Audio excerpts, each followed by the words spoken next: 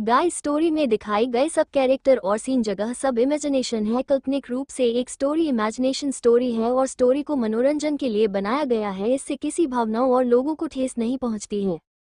चलो शुरू करते स्टोरी। कबीर ने कैसे तुम्हें टच किया? नचनिया की तरह नचाएंगे। तेज और राहा में शर्त तो लग गई थी, लेकिन दोनों की शर्त के बीच में बेचारी अभिया बहुत ज्यादा परेशान हो गई थी। वो सोच ही रही थी कि अगर तेज जीत गया तो वो न जाने किस हद तक जा सकता था। उसने तेज का पागलपन देखा था, लेकिन वो क्या ही बोलती। राहा को तो जो करना था वो कर ही चुकी थी। उसने शर्त लगा ली थी और इस वक्त पूरी प्रियदर्शनी में यही बवाल मचा हुआ था। यही खबर फैली हुई थी कि आखिर तेज और राहा में से कौन जीतेगा। चीफ को हराना इतना आसान नहीं था और राहा हारने वालों में से थी नहीं। जब दोनों ही बाजीगर थे तो दोनों बाजीगर में से इस बार का बाजीगर कौन बनने वाला था, ये देखना काफी दिलचस्प था पूरे प्रियदर्शनी कॉलेज के लिए। मिलन और शनि आपस में बहुत ज्यादा घबराए हुए से लग रहे थे, क्योंकि तेज कभी शर्त नहीं लगाता था, लेकिन राहा के आने के बाद उसमें काफी चेंज आ गए थे। वो अक्सर इरिटेट होने लगा था।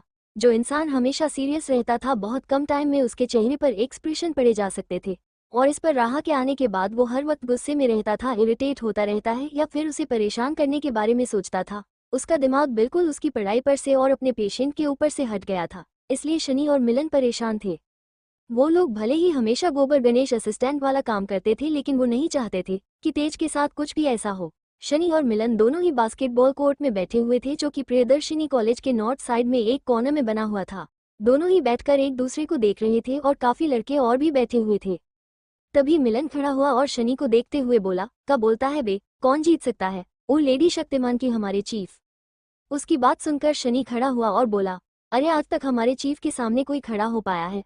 हमारे भैया जी के सामने उसकी कोई औकात नहीं है। तभी दूसरा लड़का खड़ा होकर बोला, लेकिन शनि भैया, अगर वो जीत गई तो? हमने देखा है, उसका दिमाग भी हमेशा धनुष बाण की तरह चलता रहता है, कंप्यूटर से ज्यादा तेज बोलती है। ये सुनकर शनि ने उसके सर पर खींचकर मारा और बोला, बोली उल्टा ही बोलता है।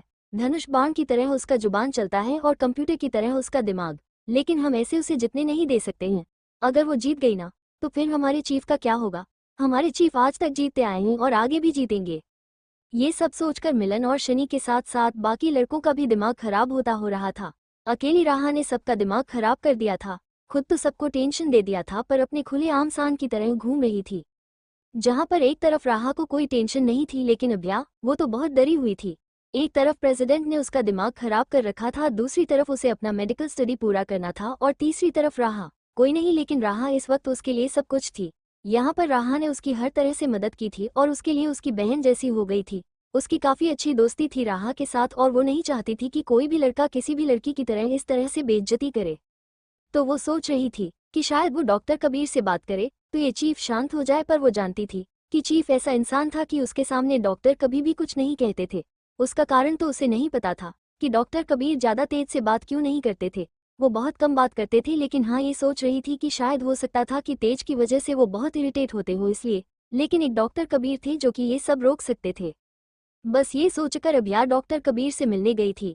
वो जानती थी कि इस वक्त डॉक्टर कबीर से मिलना इम्पॉसिबल सा था, लेकिन फिर भी वो गई थी। और यहाँ पर राहा और भी पेशेंट को चेक कर रही थी कि तभी तेज उसके सामने आकर खड़ा हो गया। अब राहा और तेज के बीच में पेशेंट की बेड थी। वहां पर राहा ने स्टेथोस्कोप लेकर रखा था और वो पेशेंट की ब्रीदिंग चेक करने वाली थी कि तभी तेज ने उसके स्टेथोस्कोप को पकड़कर नीचे रख दिया और उसे देखते हुए बोला, याद है ना हमारी शर्त क्या है? कल सुबह आने वाले हैं रिजल्ट। मैंने डॉक्टर कबीर से बात कर ली है। तैयार हो जाओ मेरी बात सुनने के लिए। मैं जो कहूँगा वो तुम्हें करना पड़ेगा। ये सुनकर राहा भी उसी एटीट्यूड के साथ बोली, काहे? तुम देश के प्रधानमंत्री हो, जो हम तुम्हारी बात माने? और हम देश के नागरिक हैं। जैसे तुम यहाँ के डॉक्टर वैसे हम। और तुमको ऐसा काहे लग रहा है कि तुम ही जीतोगे? जरा अपने इस फुटले दिमाग में अच्छे से हमारी बात बैठा लो बेटा। अगर हम जीते ना तो नचनिया की जैसे नचाएंगे पूरे कॉलेज में, और भूसे की तरह लेटाएंगे। इतना लेटाएंगे कि 2 दिन बाद होश में आओगे, वो भी बिना याददाश्त के, याद रखना। राहा द फाइटर की बात। ऐसा कहकर वो फिर से स्टेथोस्कोप उठाने को हुई तो इस बार तेज ने उसका हाथ पकड़ लिया और उसे अपने करीब खींचकर बोला, ये वादा रहा तेज सिंह सूर्यवंशी का।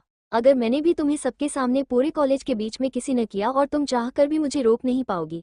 अगर ऐसा ना हुआ तो मैं भी याद रखूंगा। और हाँ, याद रखना किस बहुत डिपली होनी चाहिए। वो क्या है ना कि मेरी फर्स्ट किस है। जिसे सुनकर वो पेशेंट दोनों को देख रहा था।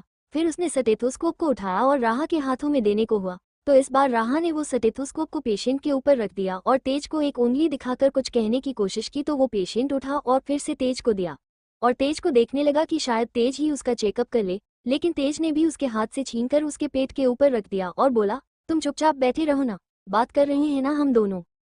इतना कहकर उसने राहा की तरफ देखा और अपनी कमर पर हाथ रख कर बोला, हाँ तो क्या कह रही थी तुम, कि मुझे नचनिया की तरह नचाओगी? हाँ तो याद रखना, अगर हार गई ना तो पूरे कॉलेज में मेरी नचनिया बनाकर तुमको नाचना पड़ेगा। ये सुनकर राहा मुस्कुरा दी और बोली, विल सी, फिलहाल तो डरे हुए तुम लग रहे हो मुझे, मैं तो आराम से सांड की तरह घूम रही हूँ। तो तेज भी उसी की टोन में उसे जवाब देते हुए बोला, सांड हो तो घूमोगी किस तरह? ये सुनकर राहा कुछ कहती उसके पहले ही तेज वहां से निकल गया। उसके बाद राहा ने उस पेशेंट को देखा और उसके ऊपर स्टेथोस्कोप को पटक कर बोली, पहले नहीं बोलना चाहिए। ऐसा कहकर वो पेशेंट को देखने लगी। वही पेशेंट राहा को देखकर डरा हुआ था। राहा भी वहां से पेशेंट को देखकर निकलकर अब कॉलेज की तरफ जाने लगी थी, क्योंकि अब उसके बाद डॉक्टर कबीर सबकी क्लास लेने वाले थे, मतलब कि उन्हें लेक्चर देने वाले थे। उन्हें कुछ पेशेंट के बारे में और कुछ इंपॉर्टेंट कंडीशंस के बारे में समझना था और राहा ये क्लास मिस नहीं कर सकती थी। इसलिए उसने स्टेथोस्कोप अपने बैग में डाला और अपनी आईडी कार्ड भी उठाकर अपने बैग में डाली और बैग पीठ पर टांग कर ऊपर से नीचे की तरफ आने लगी। कॉलेज और अस्पताल में ज्यादा फर्क नहीं था। कॉलेज और हॉस्पिटल दोनों ही एक साथ थे, बस कॉलेज लेफ्ट साइड था और हॉस्पिटल राइट साइड। बस दोनों चिपके हुए थे, फिर भी अस्पताल से निकलकर कॉलेज में जाना पड़ेगा और अंदर से भी एक दो रास्ते से, लेकिन वो बहुत कम यूज किए जाते थे। राहा जल्दी से सीढ़ियों से भागते हुए नीचे आने लगी तो देखा एक औरत अपने बच्चे को लेकर वहां पर खड़ी हुई रो रही थी और बाकी के जो वार्ड बॉय और नर्स थे वो इधर उधर भाग रहे थे, क्योंकि किसी को समझ में नहीं आ रहा था। लड़का बहुत जोर जोर से सांस ले रहा था। ये देखकर डॉक्टर कबीर और अभिया दोनों ही वहां पर आ गए। अभिया ने जल्दी जल्दी से उस बच्चे की तरफ देखा। वो कुछ करती उसके पहले ही राहा भागते हुए उसके पास आई और उस बच्चे की माँ को देखते हुए बोली, क्या हो गया? ये इतनी जोर जोर से सांस क्यों ले रहा है? What happened? डॉक्टर कबीर और अभिया कुछ रिएक्ट कर पाए उसके पहले ही वो औरत बोली, वो इसने अपने गले में कान चटका लिए हैं। ये देखकर राहा ने अपना राहा द फाइटर वाला रूप धारण किया और एक झटके में उस बच्चे के गर्दन पर अपने साइड हाथ से कसकर मारा, जिसकी वजह से उस बच्चे का गर्दन नीचे आ गया और अचानक से उसके गले से वो कांच बाहर निकाल कर आकर नाचने लगा और उसे बच्चे को सांस आने लगी। ये देखकर डॉक्टर कबीर और अभिया दोनों ही हैरान होकर राहा को देख रहे थे। राहा को याद आया कि वो अभिया और कबीर के सामने खड़ी थी। कबीर खड़ा होकर गुस्से में राहा को देखने लगा। वो बच्चा ठीक हो गया था और वो औरत भी रोते हुए उस बच्चे को अपने गले से लगा रही थी। सब के सब राहा के लिए क्लैप कर रहे थे, लेकिन ये चीज थोड़ी अनप्रैक्टिकल थी, अनऑफिशियल काम करती थी अक्सर राहा।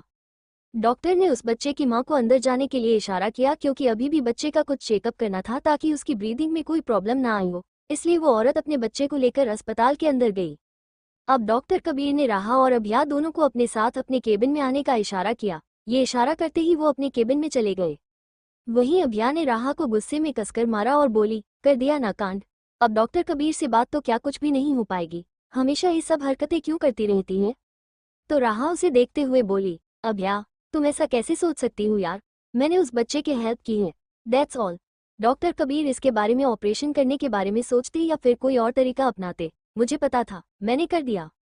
तो अभिया उसे गुस्से में घूरते हुए बोली, but you are a doctor Raha, professional की तरह काम करो। ऐसा कहकर वो अब डॉक्टर कबीर के केबिन की तरफ चली गई तो राहा भी परेशान हो गई। उसे पता था कि अब तो उसे डांट सुनना ही था। दोनों ही डॉक्टर कबीर के केबिन में आए। डॉक्टर कबीर गुस्से में राहा को घूर रहे थे, फिर उन्होंने अभिया की तरफ देखा और बोले, आपको कुछ बात करनी थी?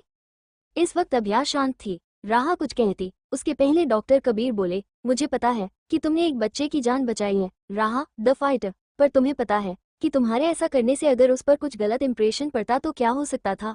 वो अनप्रोफेशनल था, हमारे ऊपर केस हो जाता, पर तुम्हें तो हमेशा अपनी हीरोइन गिरी दिखानी है।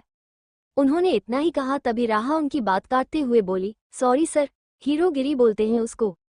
इस पर डॉक्टर कबीर ने उन्हें उसे घूर कर देखा, मतलब इतना सीरियस थी वो। उसके बाद भी राहा बोलने से बाज नहीं आ रही थी। डॉक्टर कबीर ने कुछ वक्त एक रिपोर्ट देखी और गुस्से में राहा को देखकर बोले, कल तुम्हें मैं बताता हूँ कि कल क्या होने वाला है, और वैसे भी कल तुम्हें बहुत ज्यादा हार्ड केसेस दूंगा मैं, तब समझ में आएगा तुम्हें। ये सुनकर राहा की तो बैंड बजी हुई थी। तभी डॉक्टर कबीर खड़े हुए और अभिया की तरफ देखकर बोले, और आप मेरे साथ चलिए।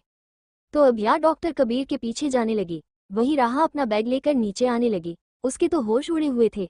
एक तरफ तेज कम था जो डॉक्टर कबीर भी उसके पीछे पड़े हुए थे। अभिया डॉक्टर कबीर के साथ जा ही रही थी और वो बहुत डरी हुई थी। वो तो राहा के बारे में बात करना चाहती थी। डॉक्टर कबीर चलते हुए बोले, हाँ तुम जो बोलना चाहती हो मैं सुन रहा हूँ।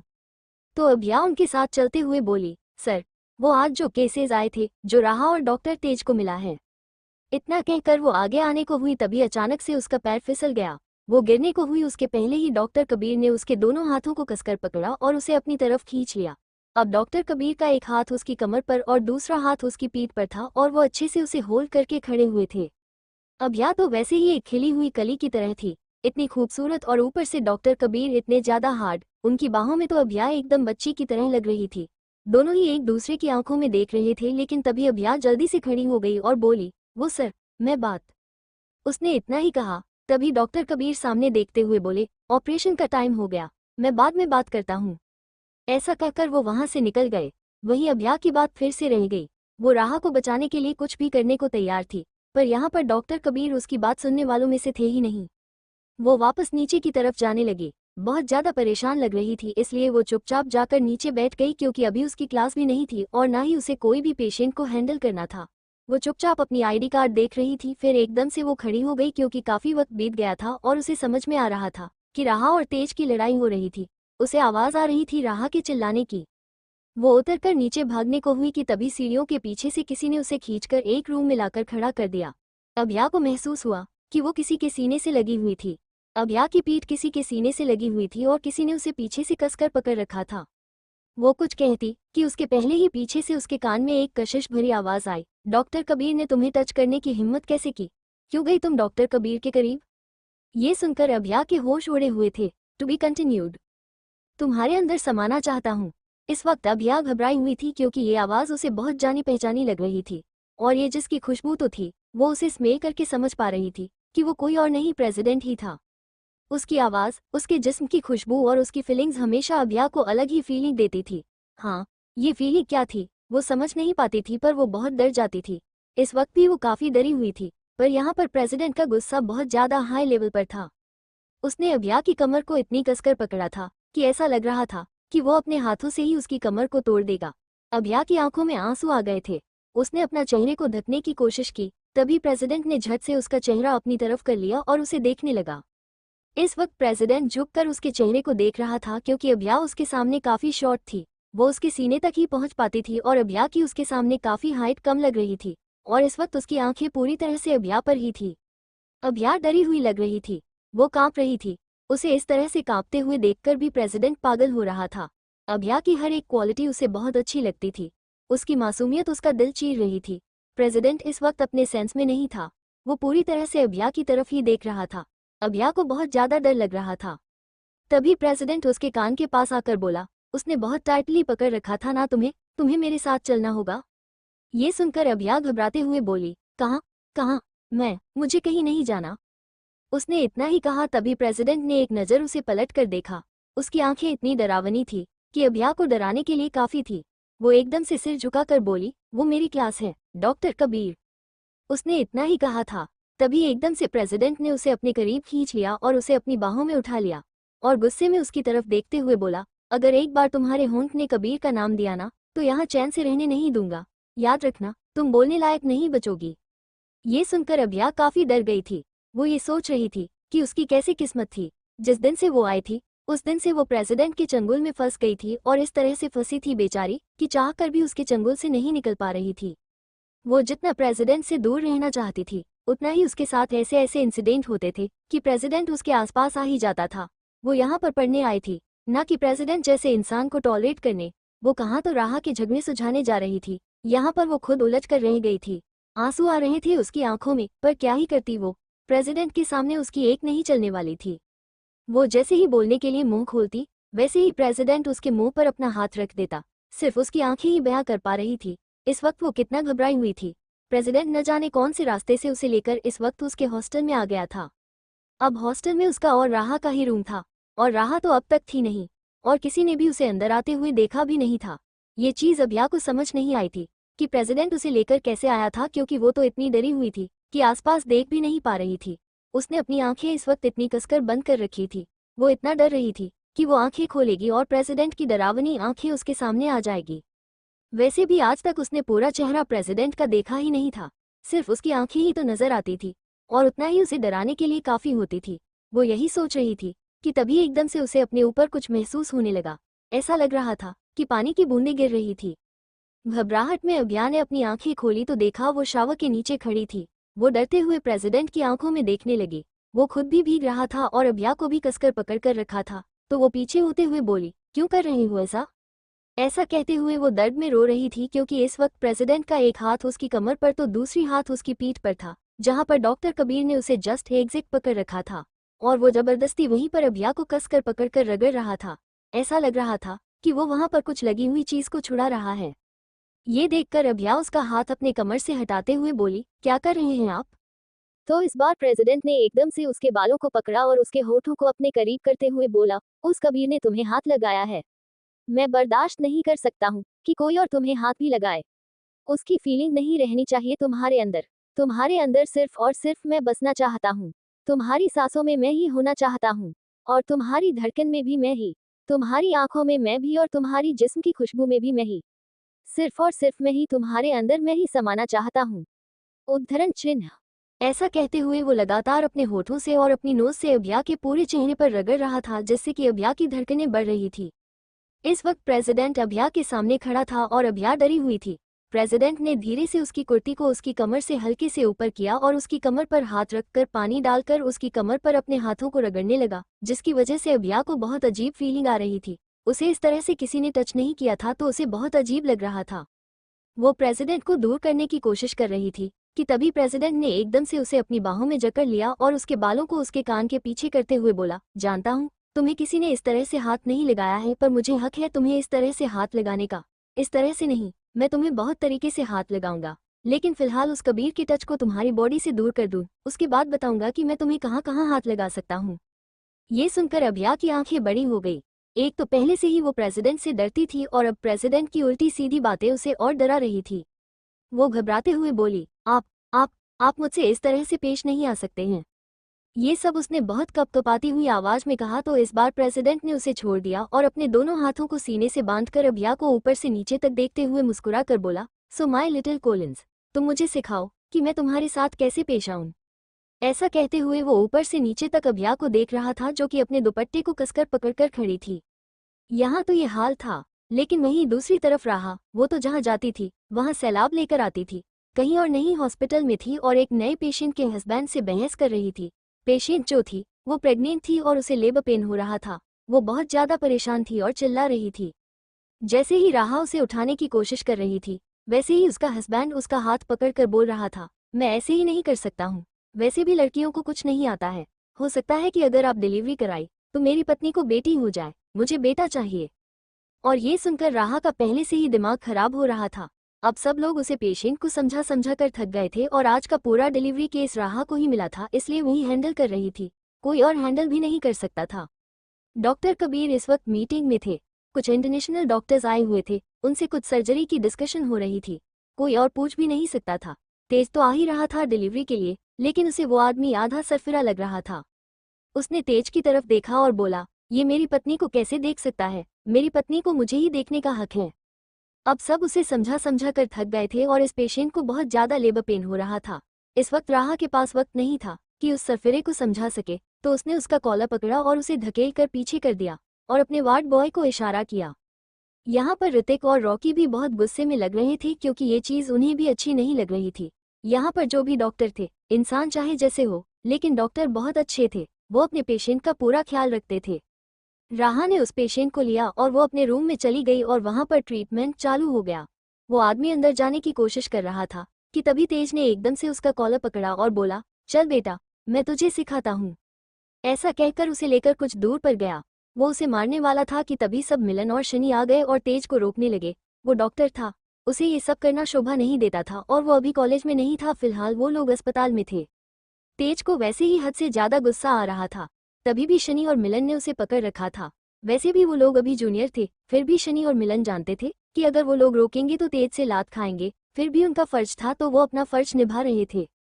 और यहाँ पर उस पेशेंट का हस्बैंड, वो बहुत परेशान हो रहा था। काफी वक्त की मशक्कत के लगभग 2 घंटे के बाद राहा बाहर आई। उसके ग्लव्स में कुछ ब्लड्स लगे हुए थे। राहा ने जल्दी जल्दी ग्लव्स निकाला तो एक नर्स आगे आई। उसके हाथों में पानी का बोतल था। राहा ने जल्दी से पानी पिया और अपने चेहरे पर पानी की बूंद डालने लगी। ये देखकर तेज को अच्छा लग रहा था। तभी वो आदमी आगे आया और गुस्से में बोला, क्या हुआ है उसे? बेटा हुआ या बेटी? तुम बताओ। मुझे पता था कि बेटी ही होगी, क्योंकि लड़कियां जब डिलीवरी करती हैं तो अक्सर लड़की ही होती हैं।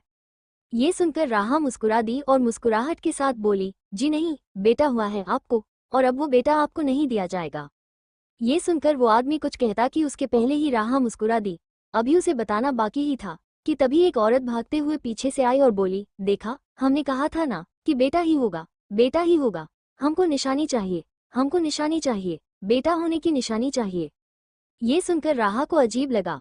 वो एकदम से उस आदमी की तरफ देखने लगी। उसे अजीब लग रहा था। कैसी निशानी और कौन सी निशानी, उसे समझ में नहीं आ रहा था। तभी वो औरत राहा के सामने आकर बोली, हाँ, हमें निशानी चाहिए, बेटा हुआ है। ऐसा कहकर वो औरत पेशेंट के हस्बैंड की तरफ देखने लगी। राहा को कुछ समझ में नहीं आ रहा था। उसने आसपास देखा तो एक नॉर्मल सी पानी की बोतल रखी हुई थी। राहा ने वो बोतल उठाई और उठाकर उस औरत के सिर पर कसकर मारा, जिससे कि वो वहीं पर गिर गई और अपना सिर पकड़कर उसे देखने लगी। तो तेज उसके पास आया और बोला, ये क्या किया तुमने, तुम्हारा दिमाग? उसने इतना ही कहा था तभी राहा उसकी तरफ देखकर बोली, इसने ही तो कहा, बेटा हुआ है, निशानी चाहिए, निशानी चाहिए, तो अब दे तो दिया एक बोतल खींचकर। अब जिंदगी भर ये निशानी रहेगी, कभी नहीं जाएगी। ये सुनकर तेज ने अपने सिर पर हाथ रख लिया। वो राहा को देख रहा था जहां पर शनि और मिलन ने उस पेशेंट के हस्बैंड को मारने से तेज को रोक लिया था। यहाँ पर राहा ने कान कर दिया था। वही मिलन आगे आकर बोला, अरे हमारी तूफानी भौजी, वो उस निशानी की बात नहीं कर रही थी, वो सोने के कंगन या फिर सोने की चेन की बात कर रही थी।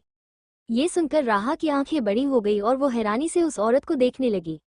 To be continued seducing voice, होठों से होठों का जुड़ना। राहा घबराई हुई थी और उस औरत को देख रही थी जो अपना सिर पकड़कर वहीं पर बैठी हुई थी। तभी पेशेंट का हस्बैंड राहा की तरफ देखकर बोला, अब हमें पता चला कि प्रियदर्शिनी मेडिकल कॉलेज और ये हॉस्पिटल कैसे इतना हिट जाता है।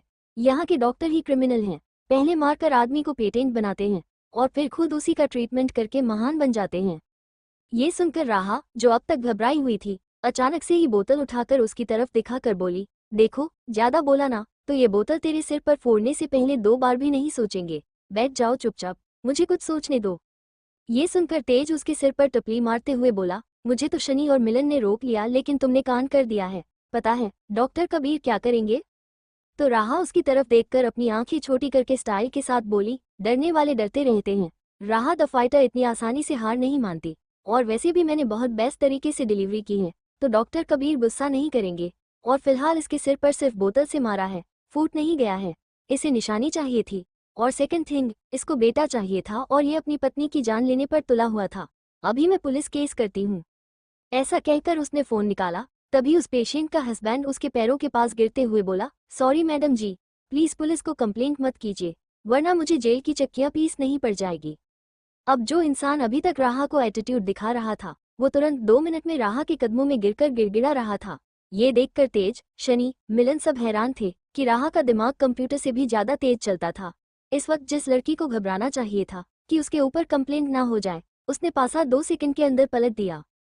तो राहा उसका कॉलर पढ़कर उसे खड़ा करते हुए बोली, अगर चाहते हो कि तुम्हारा बेटा तुम्हारी नजरों के सामने रखा जाए और तुम्हारे ऊपर कोई पुलिस कंप्लेंट ना हो, तो ये अपना सारा रायता समेट लो और घर जाकर भजिया पाव के साथ खा लेना। ऐसा कहकर वो उस औरत को देखने लगी तो उस पेशेंट के हस्बैंड ने उस औरत को भी देखा जिसे राहा ने मारा था और उसे खड़ा रहने का इशारा किया। उसने भी अपना हाथ अपने सिर पर से हटा दिया। उसे ज्यादा चोट नहीं आई थी, बस पानी की बोतल से हल्का सा लगा था, लेकिन वो नाटक करने लगी थी। अब वो भी चुपचाप खड़ी हो गई। तभी राहा ने पेशेंट के हस्बैंड को कॉलर से अच्छे से पकड़ा और उसे वार्निंग देते हुए बोली, हाँ तो सुनो बेटा, मैं भी किसी की बेटी ही हूँ, समझ में आया ना? और यहाँ पर अब डॉक्टर नहीं तो बेटा अगर हो भी गया और ऐसे धूम छल्लों की तरह पूरी बॉडी पर टैटू बनवाकर आवारा बनकर घूमेगा, उस बेटे से तो बेटर लड़की होगी। अगर वो कामयाब होगी, बेटे बेटी में फर्क कैसा बे? और इस बार तो डिलीवरी मैंने ही करवाई है। बेटा कैसे हो गया? कौन से सस्ते ब्रांड का ताड़ी पीकर आया है? इतना सस्ता नशा नहीं करते बेटा, वरना क्या है ना, यहाँ पर बच्चों का बाप बनकर आए हो, चाप देंगे, मर जाओगे। ये हॉस्पिटल है, तुम्हारे बाबा का भूतिया खाना नहीं है। यहाँ पर आओगे और अपना मंत्र फूंकोगे तो लड़का और लड़की बदल जाएंगे। और टोटका पानी यहाँ पर नहीं होता है। जो तुम्हारी बीवी के पेट में रहेगा वही हम बाहर निकालेंगे, अपने पेट में से माल निकाल कर नहीं डालेंगे। अब बेटा चुपचाप यहाँ से निकल लो। सुनकर तेज ने राहा का हाथ पकड़ लिया और उसे आंखें दिखाकर बोला, अरे और पेशेंट? ये सब उसने बहुत धीरे से कहा तो राहा ने उसका हाथ झटक दिया और बोली, पेशेंट है तो पेशेंट की तरह ट्रीट करें और पेश आएं। समझ में आया ना? राहा, द फाइटर के साथ जो पंगा लेगा तो पेशेंट हो या डॉक्टर या फिर इस पूरे अस्पताल और कॉलेज का मालिक हो, राहा डरने वालों में से नहीं है। ऐसा कहकर उसने अपना स्टेथोस्कोप अपने गले में टांग लिया और लैब कोट अपने हाथ पर टांग कर वहां से वार्निंग देते हुए निकल गई। वो जा तो ऐसे रही थी मानो ऐसा लग रहा था कि प्रियदर्शनी कॉलेज को उसने खरीद रखा था। वही तेज, उसका तो पारा हाई हो रहा था। एक तो हर चीज में राहा जीत रही थी, इस वजह से सबका डर और बढ़ता जा रहा था। जितना कॉन्फिडेंस राहा के अंदर इस वक्त था, उसका आधा % भी तेज के अंदर कॉन्फिडेंस नहीं था कि वो ये शर्त जीत पाएगा। अगर रिपोर्ट राहा के साइड चली गई और राहा सही हो गई तो वो न जाने उसके साथ क्या करे, इसलिए वो थोड़ा सा घबरा रहा था। उसने शनि और मिलन की तरफ देखा और रॉकी और ऋतिक की तरफ देखते हुए बोला, सारे पेशेंट को हैंडल करो, आई विल बी बैक। ऐसा कहकर उसने शनि और मिलन को लेकर ऊपर की तरफ चलने का इशारा किया। सबके सब अब इस वक्त प्रियदर्शनी हॉस्पिटल के टेरेस पर आकर खड़े थे। तेज ने मिलन और शनि को देखा और उन्हें देखते हुए बोला, क्या लगता है, वो जीत तो नहीं जाएगी ना? तो मिलन बोला, भाई अगर आप कहें तो हम रिपोर्ट चेंज कर दे। तो इस बार तेज उसे गुस्से में घूरते हुए बोला, समझ क्यों नहीं रहे हो, ये एक पेशेंट की लाइफ का सवाल है, ऐसे हम कोई भी एक्शन नहीं ले सकते हैं। रिपोर्ट नहीं चेंज कर सकते पर कुछ तो करना होगा। अगर ये जीत गई तो लाइफ टाइम के लिए हमारे सिर पर बवाल बनकर नाचेगी। ऐसा कहते हुए तेज राहा के बारे में सोच रहा था, लेकिन जितना ही वो राहा के बारे में सोचता था, राहा की हरकतें, राहा की बातें और सबसे ज्यादा उसका एटीट्यूड, उसका मुस्कुराता हुआ चेहरा, ये सारी चीज उसे बहुत ज्यादा आकर्षित कर रही थी। ऐसा कभी हुआ नहीं था, वो कभी किसी लड़की की तरफ अट्रैक्ट नहीं हुआ था। जितना वो राहा से गुस्सा हो रहा था उतना ही ज्यादा अट्रैक्ट भी हो रहा था। बस उसे समझ नहीं आ रहा था कि इस वक्त वो राहा से नफरत करे या मोहब्बत या फिर उससे दूर होने की कोशिश करे, क्योंकि वो तो उसके लिए नशा बनती जा रही थी।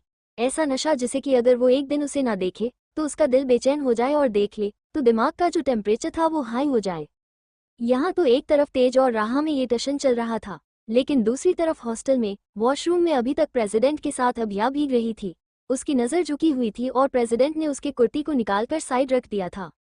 अभिया अपने आप को कवर करने की कोशिश कर रही थी और रो रही थी।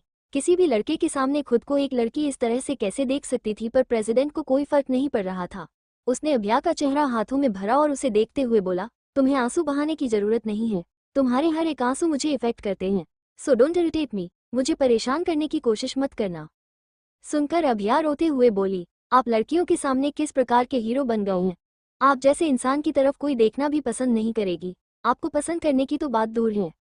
ये सुनकर एकदम से प्रेसिडेंट ने अभिया का चेहरा ऊपर किया और गुस्से में उसकी आंखों में देखते हुए बोला, मैं तुम्हें खुद को पसंद करने के लिए नहीं कह रहा हूँ, मैं रिक्वेस्ट नहीं करता, माय लिटिल कॉलिंस। मैं तुम्हें कभी भी ये नहीं करने को कहूँगा। तुम खुद मुझसे मोहब्बत करोगी, तुम्हें मुझसे मोहब्बत करनी होगी, तुम्हें मेरे इश्क में डूबना पड़ेगा। ये सुनकर अभिया उसकी आंखों में देख रही थी। इतना गिरा हुआ इंसान उसके सामने खड़ा होकर इतने एटीट्यूड में बात कर रहा था। ऐसे भी इंसान होते हैं जिंदगी में, ये उसने कभी सोचा भी नहीं था, पर क्या ही कर सकती थी। प्रेसिडेंट ऐसा ही था।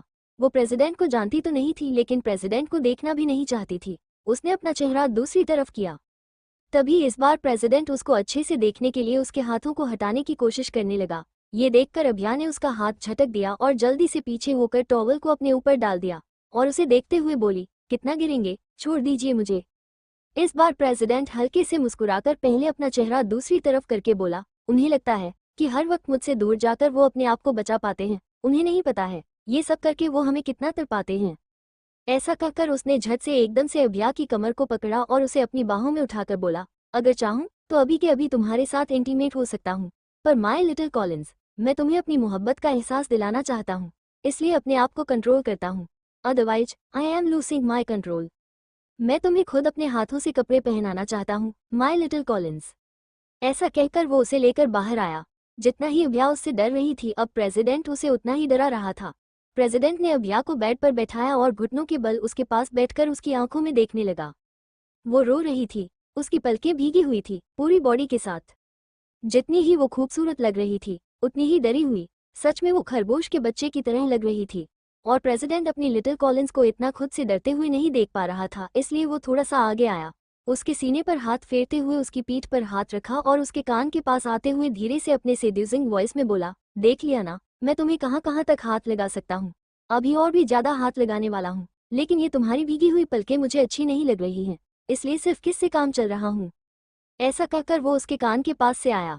यहाँ पर अभ्या की आंखें बड़ी हुई थी कि तभी प्रेसिडेंट ने उसकी आंखों पर अपने हाथों को रखा और उसके बाद अपने मास्क को आंखों के पास से हटाकर उसके होठों को अपने होठों में ले लिया। अभ्या की समझ में नहीं आ रहा था कि प्रेसिडेंट हमेशा उसके करीब उसे देखने नहीं देता था कि आखिर वो था कौन। टू बी कंटिन्यूड, तुम्हें अभी और टॉलरेट करना है मुझे, पूरी तरह से कैसे किस करूंगा। अभ्या बहुत ज्यादा परेशान थी, इसलिए उसने अपने होठों को बंद कर रखा था। वो जबरदस्ती अपने दांतों को दबाकर अपने होठों को बंद रखना चाहती थी, जिससे कि प्रेसिडेंट जो कुछ भी उसके साथ करना चाहता था वो न कर पाए, पर प्रेसिडेंट कम नहीं था। वो थोड़ा सा पीछे हुआ और अभ्या की आंखों को ऐसे ही बंद करते हुए मुस्कुरा कर बोला, please my little Collins, open your lips, I want to taste your lips. वो क्या है कि जब तक अपने होठों को खोलोगी नहीं तो मैं पूरी तरह से टेस्ट कैसे करूंगा उन्हें। पर अभ्या ऐसे ही होठों को बंद किए हुए ही ना में सिर हिला रही थी, जैसे कोई बच्चा मिट्टी खा ले और उसकी माँ उससे मुंह खोलने के लिए कहे पर बच्चा मुंह ना खोले। बस यही हाल इस वक्त अभ्या का था। वो बच्चों की तरह मुंह कसकर बंद करके ना में सिर हिला रही थी और उसकी मासूमियत देखकर प्रेसिडेंट को उस पर और प्यार आ रहा था। प्रेसिडेंट फिर से अभ्या के चेहरे पर अपनी उंगलियां फेरते हुए बोला, अभ्या तुम मुझे बहुत पसंद हो, माई लिटिल कोलिंस, मैं तुम्हें महसूस करना चाहता हूँ, I want to feel you. ऐसा कहते हुए उसने एकदम झटके से अभ्या की कमर पर हाथ रखा और उंगलियां फेरते हुए उसकी कमर पर कसकर चींटी काट ली, जिसकी वजह से अभ्या के मुंह से चीख निकलने वाली थी। उसके होंठ खुले ही थे। बस यही तो चाहता था प्रेसिडेंट, बस यही, पर उसने उसका फायदा उठा लिया और झट से अपनी जीभ को उसके अंदर इंटर कर दिया। इस वक्त प्रेसिडेंट की टंग अभ्या की टंग के साथ खेल रही थी और अभ्या, वो बेचारी, तो इस वक्त इतनी हैरान थी कि समझ नहीं पा रही थी कि उसके साथ क्या हो रहा था। जब से वो प्रियदर्शनी कॉलेज में आई थी हर दिन उसके साथ कुछ ना कुछ हो रहा था, जिससे कि वो सदमे में आ जाती थी। इस वक्त प्रेसिडेंट अपनी टंग से अभ्या की टंग को पकड़कर उसे लिक कर रहा था और बार बार सक कर रहा था। उसके इस तरह से चूसने की वजह से अभ्या से सांस नहीं ली जा रही थी। वो लगातार प्रेसिडेंट के सीने पर पुश कर रही थी कि कैसे भी करके प्रेसिडेंट उसे छोड़ दे तो वो थोड़ा तो सांस ले ले, पर प्रेसिडेंट इस वक्त इतना खोया हुआ था कि वो भूल जा रहा था कि वो अभ्या के साथ क्या कर रहा था। 15 मिनट से वो अभ्या को किस कर रहा था और अभ्या उसे बर्दाश्त कर रही थी, लेकिन अभ्या को ऐसा लग रहा था कि वो वहीं पर बेहोश हो जाएगी। उसकी आंखें बंद हो रही थी, लेकिन अभी भी प्रेसिडेंट उसे नहीं छोड़ रहा था। वो लगातार उसके होठों को चूमते हुए उसके होठों को चूस रहा था, बार बार उसकी जीभ को चूस रहा था, उसके पूरे मुंह को टेस्ट कर रहा था। वो ये सब कर ही रहा था कि तभी उसे महसूस हुआ कि अभ्या की पकड़ ढीली हो चुकी थी। उसे अजीब लगा। उसने अपनी आंखें खोली और अभ्या के चेहरे से अपना हाथ हटाया, जिससे कि वो उसकी आंखों को ढक रहा था। जैसे ही उसने देखा तो सामने अभ्या बेहोश हो चुकी थी। ये देखकर उसने जल्दी से अपनी जीभ को उसके मुंह से बाहर निकाल लिया और घबराकर बोला, hey my little Collins, please open your eyes. तुम ऐसे ही बेहोश नहीं हो सकती हो, तुम्हें तो भी अभी मुझे और टॉलरेट करना है, अभी तो मैंने स्टार्ट भी नहीं किया है। ऐसा कहते हुए वो अभ्या को बेड पर अच्छे से सुलाकर बैठ गया। उसे समझ नहीं आ रहा था कि वो क्या करे। उसने आसपास देखा तो पानी का एक ग्लास रखा हुआ था। वैसे भी अभ्या पानी में भीगी हुई थी। वो घबरा रहा था कि कहीं वो बीमार ना पड़ जाए उसकी वजह से, और इस तरह से बेड पर सुलाने की वजह से उसके कुछ कपड़े भी इधर उधर हो गए थे। वैसे भी उसने ढंग से कपड़े नहीं पहने थे, क्योंकि ऊपर का कुर्ता पहले से ही प्रेसिडेंट ने उतार दिया था, पर उसके सीने को देखकर प्रेसिडेंट के अंदर एक हलचल हो रही थी। वो अपने अंदर मच रही इस खलबली को समझ रहा था कि ये खलबली सिर्फ और सिर्फ अभ्या को पाने की खलबली थी। उसने जल्दी से एक ब्लैंकेट उठाया और अभ्या के ऊपर डाल दिया और अपनी नजर दूसरी तरफ फेर कर बोला, मिस्टर आगाज सिंह सूर्यवंशी, जान है ये तुम्हारी जो तुम्हारे सामने है। तुम अपनी जान को इस तरह हवस की नजरों से नहीं देख सकते हो। माना कि तुम उसके लिए पागल हो रहे हो, माना कि तुम उसके लिए क्रिमिनल बनने को तैयार हो, पर वो अभी तुम्हारे होठों का ही प्रेशर नहीं झेल पा रही है। तुम्हारी बॉडी का प्रेशर कहाँ से झेलेगी। ऐसा कहते हुए उसने जल्दी से अभ्या के माथे पर किस किया और उसके बाद पानी का ग्लास उठाकर उसमें से पानी की कुछ बूंदें उसके चेहरे पर मारी तो अभ्या की आंखें खुली। वो जोर जोर से सांस ले रही थी। ऐसा लग रहा था कि काफी वक्त बाद उसे ऑक्सीजन मिला था, लेकिन प्रेसिडेंट को अपने सामने देखकर वो फिर से घबरा कर बैठने लगी कि उसे याद आया कि वो किस तरह से थी। उसने ऊपर का कुर्ता नहीं पहना था तो उसे अजीब लगा।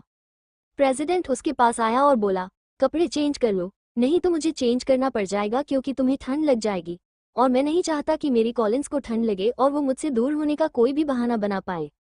ये सुनकर अभ्या ने कुछ नहीं कहा तो एक और बार प्रेसिडेंट ने उसके लिबों को अपने होठों से चूम लिया और उसके बाद खड़ा होकर बोला, फिलहाल के लिए जा रहा हूँ, और हाँ, जिस रास्ते से हम आए हैं इस रास्ते के बारे में किसी को पता नहीं है, और दूसरी बात, ये रहा तुम्हारा पेजर। ऐसा कहते हुए उसने अपनी जेब से अभ्या का पेजर निकालकर उसके सामने रख दिया। अभिया ने जल्दी से पेजर में देखा तो न जाने कितने सारे पेज आए हुए थे। उसके पेशेंट उसका वेट कर रहे थे और वो तो भूल ही गई थी कि वहां पर राहा ने महाभारत तैयार रखी थी। वो घबरा रही थी कि कहीं राहा फिर से ना भिड़ जाए किसी से और मुसीबत में खुद को ना डाल ले, लेकिन सामने प्रेसिडेंट था। वो अपने चेहरे पर इतने सारे एक साथ भाव नहीं ला सकती थी, तो वो शांत होकर बैठ गई। प्रेसिडेंट मुस्कुरा कर बोला, गुड गर्ल और माय लिटिल कॉलिंस, तुम्हें हॉस्पिटल जाने की जरूरत नहीं है। डॉक्टर कबीर को मैं मेल कर दूंगा, कोई जरूरत नहीं है जाने की, रेस्ट करो। तो अभिया घबरा कर बोली, नहीं, मेरे बहुत सारे पेशेंट हैं। डॉक्टर बीमार पड़ सकता है, पर पेशेंट को अगर प्रॉब्लम हो गई, डॉक्टर ना रहे तो मैं ही प्रिस्क्रिप्शन जानती हूँ। वो दुनिया भर की बकवास अभिया कर रही थी तो प्रेसिडेंट उसके करीब आया और उसकी तरफ देखकर बोला, अगर एक और शब्द तुमने अपने होठों से बाहर किया तो एक और बार इस तरह से किस करूंगा जिस तरह से अभी कुछ वक्त पहले किया था। उद्धरण चिन्ह। ये सुनकर अभिया एकदम से शांत हो गई। इस वक्त प्रेसिडेंट और अभिया के होठों के बीच में सिर्फ उसका मास्क था। इस वक्त प्रेसिडेंट अभिया की आंखों में और अभिया प्रेसिडेंट की आंखों में देख रहे थे। प्रेसिडेंट वैसे ही अपने होठों को उसके होठों से टच करते हुए बोला, अच्छा लगता है तुम्हारे करीब आना, तुम्हारी सांसों को महसूस करना। ये सुनकर भी अभिया ने कुछ नहीं कहा। उसकी आंखों में एक अलग कशिश थी और कभी कभी अभिया को भी प्रेसिडेंट से बहुत अटैचमेंट सी फील होती थी, लेकिन फिर ना जाने क्या सोचकर वो हमेशा प्रेसिडेंट से दूर हो जाती थी। तभी प्रेसिडेंट खड़ा हुआ और बोला, आगाज सिंह सूर्यवंशी की नजरों में तुम आ चुकी हो, आ नहीं चुकी हो, तुम उसकी सांस में बसी हो। और हाँ, लास्ट ये बात याद रखना कि अगर डॉक्टर कबीर ने तुम्हें छूने की भी कोशिश की तो उसकी जान तो मैं लूंगा ही और उसके बाद तुम भी नहीं बचोगी। उद्धरण चिन्ह। तो अभिया घबराते हुए बोली, मतलब आप मुझे भी मार देंगे? इस पर प्रेसिडेंट तंज भरी मुस्कान के साथ बोला, ना माई कॉलिंस, तुम्हें ऐसा क्यों लगता है? अपनी जान कोई ले सकता है क्या? तुम तो मेरी जान हो। तुम्हारी जान लेकर मैं अपनी जान कैसे ले सकता हूँ? बस तुम समझ नहीं रही हो कि मैं क्या कहने की कोशिश कर रहा हूँ। तुम अभी बहुत छोटी हो ना, कोई ना, जल्दी समझ जाओगी कि मेरे कहने का क्या मतलब है बेबी। उद्धरण चिन्ह। ऐसा कहकर उसने फिर से अभिया के होठों पर किस किया और वहां से निकल गया। अभिया तो बस उसे जाते हुए देखे जा रही थी। यहाँ तो अभिया प्रेसिडेंट की हरकतों से परेशान हो गई थी, लेकिन वहीं दूसरी तरफ राहा ने अपनी हरकतों से सबको परेशान कर दिया था। इस वक्त सारा हॉस्पिटल राहा के पीछे नाच रहा था। राहा कभी ना कभी कोई ना कोई कांड करके रखती थी और वो आदमी जिसको बेटा चाहिए था वो अपने बेटे के लिए राहा के आसपास घूम रहा था, क्योंकि राहा ने स्ट्रिक्ट इंस्ट्रक्शन देकर रखा था कि कोई भी उसे अपने बच्चे से मिलने नहीं देगा, और वो तड़प रहा था। और वो पेशेंट राहा के पेशेंट थी, तो कोई नर्स बिना राहा के परमिशन की कुछ भी नहीं कर सकती थी, तो इसलिए उस आदमी को राहा के आगे पीछे घूमना पड़ रहा था। लेकिन वो थक गया था। तभी सामने से डॉक्टर कबीर आते हुए नजर आए। यहाँ पर राहा तो अपनी धुन में थी, हमेशा अपनी ही धुन में उछलते कूदते चलती थी। ऐसा लग ही नहीं रहा था कि वो अस्पताल में थी, लग रहा था कि वो बास्केटबॉल में बास्केटबॉल खेलने आई थी। इस तरह से नाचते हुए चल रही थी और जाहिर था कि तभी अचानक से सामने डॉक्टर कबीर से टकरा गई। डॉक्टर कबीर को देखकर राहा एकदम से स्टैंड होकर खड़ी हो गई और अपना स्टेथोस्कोप, पेजर और लैब कोट सबको अच्छे से पकड़ लिया, बिल्कुल एक इंटेलिजेंट डॉक्टर की तरह। तो डॉक्टर कबीर ने बस उसे देखा। वो जानते थे कि राहा की ये सब आदत थी, इसलिए वो थोड़ा कम ही बोलते थे। वो जा ही रहे थे, लेकिन उस आदमी को लग गया था कि शायद ये सीनियर हैं। तभी राहा एकदम से नॉर्मल हो गई। राहा ने डॉक्टर कबीर को देखकर सॉरी सर भी कह दिया था। बस तो वो आदमी डॉक्टर कबीर के सामने आकर बोला, ये आपकी डॉक्टर हमें हमारे बेटे से नहीं मिलने दे रही हैं। सच बता रहे हैं कि कहाँ से इनको डॉक्टर बना दिया? बेलगाम होती है ऐसी लड़कियां। ये सुनकर राहा, जो अब तक शांत थी, एकदम से पलटकर उस आदमी का कॉलर पकड़ लिया। अब भी डॉक्टर कबीर वहीं पर खड़े थे, पर राहा को इस बात से कोई फर्क नहीं पड़ता था। उसने उस आदमी का कॉलर पकड़ लिया और बोली, अबे, हम हैं तुम्हारी मैया की सासू मैया, ऐसा कटाप मार के खोपड़ी चटकाएंगे ना तुम्हारा, यही जमीन पर ना उल्टे कॉकरोच की तरह फड़फड़ा रहे होगे। समझ में आया ना? मुंह बंद रख अपना। उबली हुई छिपकली तेरे मुंह में डालकर उसके बाद एक्सपेरिमेंट करेंगे। ये सुनकर डॉक्टर कबीर हैरान होकर राहा को देख रहे थे, और उस पेशेंट का हस्बैंड, वो तो बेचारा कभी अपना कॉलर देख रहा था तो कभी राहा का गुस्सा। वो हमेशा से लड़कियों को कमजोर समझता था और लड़कियों के ऊपर दबाव बनाता हुआ आया था, पर आज राहा को देखकर लग रहा था कि एक बार गुंडों से पाला पड़ जाए, पर राहा जैसी डॉक्टर से नहीं। एक दूसरे के करीब पूरी तरह से चिपके हुए राहा तो उस आदमी को देखकर सुना रही थी, लेकिन वो ये भूल गई थी कि उसके पीछे डॉक्टर कबीर खड़े थे। राहा ने उसका कॉलर अभी तक पकड़ रखा था कि तभी डॉक्टर कबीर उसके सामने बिना कुछ बोले दोनों हाथ अपने सीने से बांधकर खड़े हो गए। तभी राहा को याद आया कि उसने किसके सामने क्या कांड कर दिया था। उसने अपनी आंखें कसकर बंद कर ली और अपने मन में बोली, और खेल फुगड़ी, राहा, गिर गई ना कीचड़ में। अब ये डॉक्टर कबीर नाम का हिटलर तुझे छोड़ेगा नहीं। उसने जल्दी से उस पेशेंट के हस्बैंड का कॉलर छोड़ दिया और अच्छे से प्रोफेशनली खड़ी होकर बोली, सॉरी सर, वो एक्चुअली ये ज्यादा बदतमीजी कर रहे थे तो इन्हें बदतमीजी में तमीज वाला मिठाई रखकर खिला रही थी। ऐसा कहते हुए उसने अपनी पलकें एक दो बार और झपका दी, जैसे कि बच्चे करते थे। डॉक्टर कबीर ने राहा की तरफ देखा। वो राहा को कुछ कहते उसके पहले ही पेशेंट का हस्बैंड फिर से बोला, बहुत ही बेगैरत होती है ये लड़कियां। आप लोगों को इन्हें डॉक्टर नहीं बनाना चाहिए। आप लोग जब नहीं कर सकते हो इलाज तो ये हॉस्पिटल खोलते ही क्यों हो? उद्धरण चिन्ह। ये सुनकर डॉक्टर कबीर का पारा चढ़ रहा था, पर वो इतनी जल्दी जोश में नहीं आते थे। वो पलट गए और पेशेंट के हस्बैंड को देखकर बोले, मिस्टर श्रीवास्तव, हमें लगता है कि आपको अपने बेटे से मिलना चाहिए और अब मैं परमिशन दे रहा हूँ तो आप अपने बेटे से मिल सकते हैं। इससे ज्यादा आपको ना बोलने की जरूरत है और ना ही मुझे सुनने की। अगर आप ज्यादा बोलेंगे तो मैं सुनूंगा नहीं। जो डॉक्टर राहा ने किया है उसे परमानेंट कर दूंगा, फिर आपकी बीवी और बच्चा यहीं पर रह जाएंगे। ये सुनकर पेशेंट का हस्बैंड तो ऐसे भागा जैसे कि उसके पैर में चक्र लगा था। वो वहां से भाग गया तो फिर राहा मुस्कुरा दी।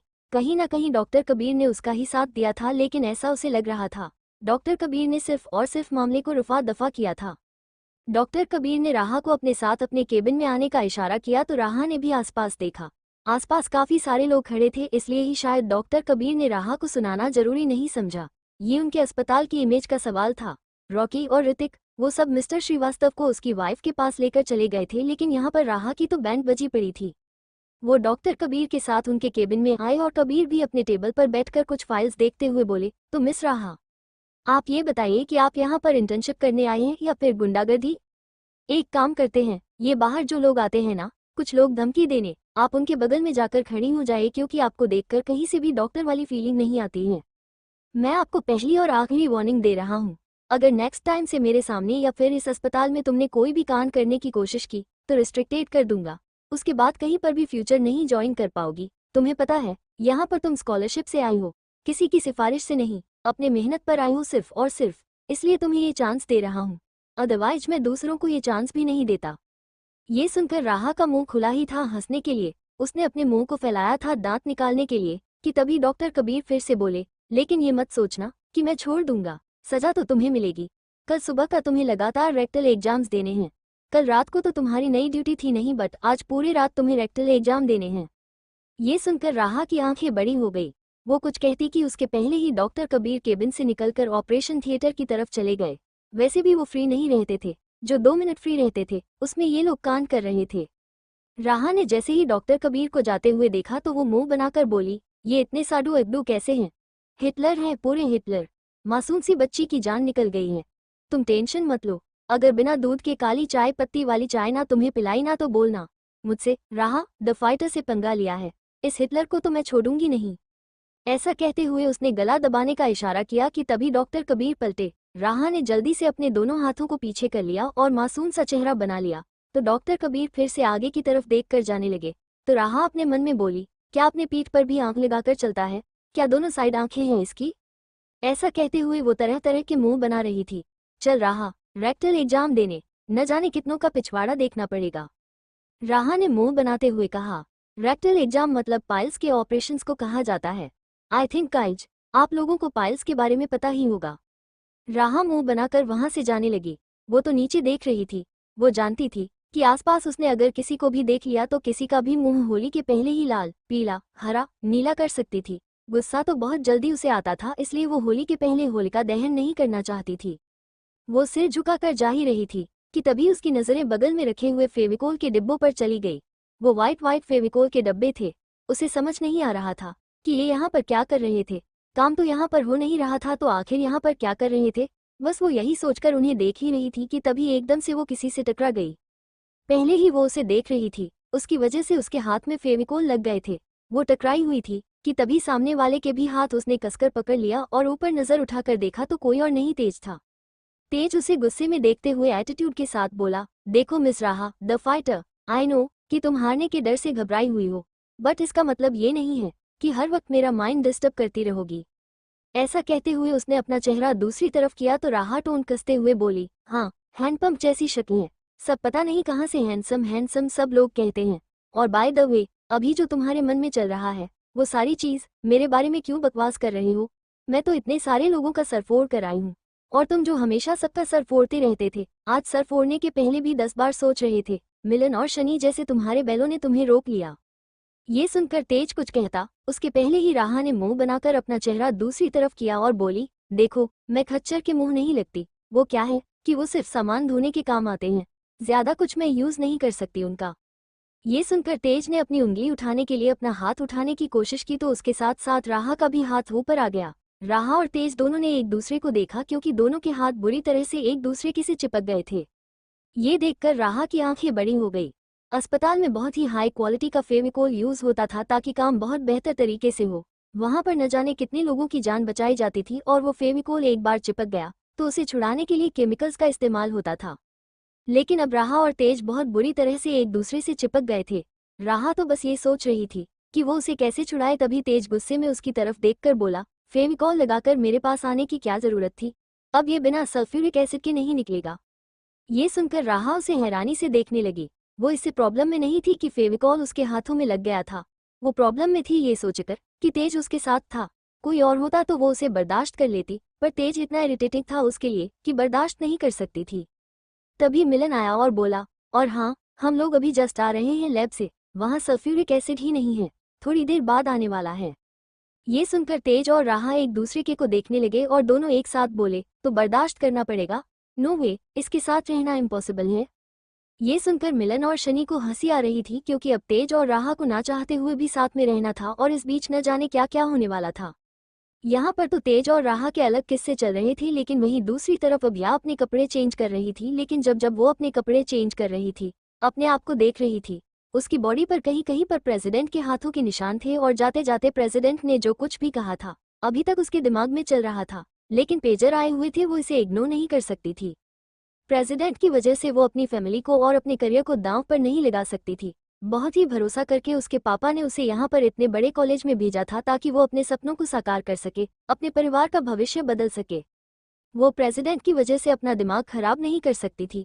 वो खड़ी हुई और अपने आप को देखा। जितनी बार प्रेसिडेंट उसे हाथ लगा रहा था, उसे इतनी बार अपने आप से घिन आ रही थी। वो प्रेसिडेंट से नफरत करने लगी थी।